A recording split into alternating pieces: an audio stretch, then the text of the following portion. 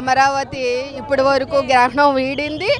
ఈ అమరావతి కోసం 1631 రోజులు రైతులు ధర్నాలు చేశారు, నిరాహార దీక్షలు చేశారు.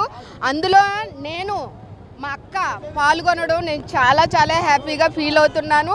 అంతేకాదు ఈ అమరావతి కోసం ఎంతో ఆడవాళ్ళని జిత్తు పట్టుకొని ఈడ్చుకొని వెళ్ళారు. వైశ్యుల కింద కూడా మాట్లాడారు. ఆడవాళ్ళు దృష్టికి వస్తే, ఆడవాళ్ళు జోలికి వస్తే సంకనాకి పోతారన్నది ఇప్పుడు తెలుస్తుంది కదా.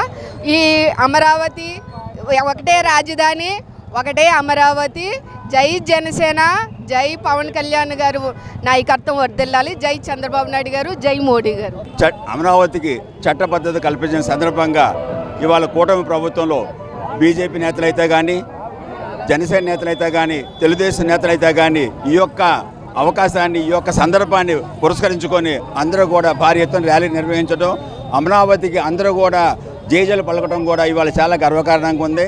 ఇవాళ అమరావతి రాజధాని 12 సంవత్సరాలుగా ఎవరిని అడిగినా కూడా మీ యొక్క రాజధాని ఏంటంటే ప్రపంచ పటంలో ఇంకా మాకు రాజధాని లేదని చెప్పే సందర్భంగా ప్రజలతో చెప్పడం జరిగింది. అలాంటి దానికి ఇవాళ మనకు తెరబడిపోయింది. మన యొక్క సృష్టికి సూర్యుడు ఒక్కడే, చంద్రుడు ఒక్కడే, అలాగే ఆంధ్రప్రదేశ్కి ఏకైక రాజధాని అమరావతి ఒక్కడే అని చెప్పి ఈ సందర్భంగా మీకు తెలియజేస్తున్నాను. ఇది ఒక రైతుల విజయము, ప్రజల విజయము.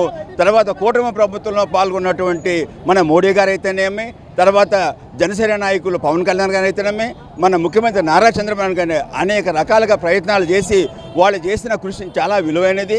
అలాగే దీనికి ఆత్మార్పణ చేస్తున్న కొంతమంది రైతులు కూడా ఈ సందర్భంగా మననం చేసుకోవాలి.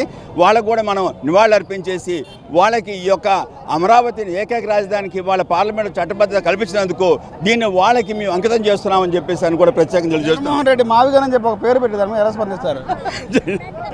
ఏమంటే ఇంతకుముందు 3 ముక్కలు ఆడిన జగన్మోహన్ రెడ్డి గారు అప్పుడు చాలామంది కూడా రాజధాని ఏదని చెప్పంటే అదిగో రాజధాని, ఇదిగో రాజధాని అని చెప్పేసి అని వచ్చిన తర్వాత కూడా ఎటువంటి పరిస్థితుల్లో కూడా రాజధాని మీద ఆయన ఎటువంటి ఒక సందేశం కానీ ఇవ్వడం కూడా జరగలేదు.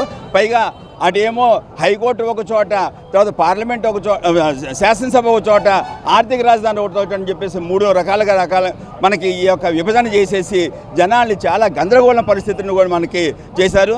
నిజంగా జగన్మోహన్ రెడ్డి గారు ఆ పరిస్థితిని చేయడం వల్ల చాలామంది ప్రజలు కూడా ఒక రకంగా విసుగపోయి దాన్ని కూడా చాలామంది వ్యతిరేకించేసి మొన్న 11 సీట్లతోనే ఆయనకి సరిపెట్టడం జరిగింది. ఈ యొక్క నేపథ్యంలో కూటమి ఘన విజయానికి అదే మూల కారణం. జగన్మోహన్ రెడ్డి గారు ఏదైతే 3 రాజధానుల మాట తెర మీద తీసుకొచ్చారో అప్పటి నుంచి కూడా వ్యతిరేకత అనేది వైఎస్ఆర్సీపీకి స్టార్ట్ అయిందని చెప్పేసి అని ఒక భావంతో ప్రజలందరూ ఉన్నారు. ఇవాళ ఇది ప్రజల యొక్క అందరి ఘన విజయం.